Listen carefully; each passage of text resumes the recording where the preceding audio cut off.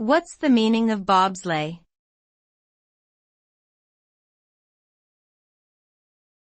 Bobsleigh.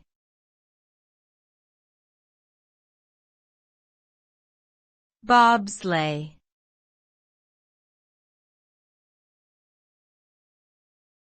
Bobsleigh.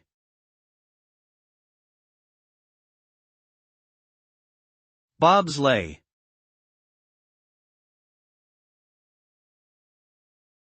Bobsleigh is a sport in which a team of 2 or 4 people ride a specially designed sled down a narrow, twisting ice track.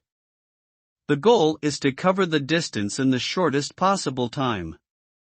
The sled is steered by shifting the weight of the riders, and the team must work together to maintain their speed and navigate the tight turns.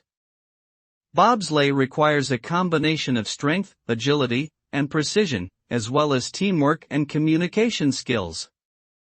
Successful teams are able to achieve high speeds and maintain control of their sled throughout the race, resulting in thrilling competitions that often come down to hundredths of a second.